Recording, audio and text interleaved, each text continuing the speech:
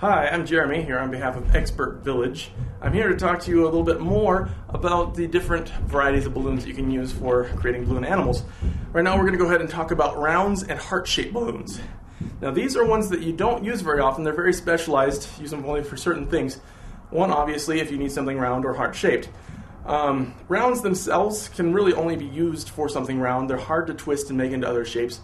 But, for example, once again, the alien, if you notice his face printed on there, they have printed rounds with different types of faces on them. Also, even if you were to use a Sharpie and draw it on, the round shape just makes a better alien embryo. The other design, the heart, I've used in the insect eyes. We'll go ahead and take them out for a minute so I can show you. Right now they look like a pair of kidneys. If you undo them, it's actually a heart-shaped balloon. You twist them and you pop them.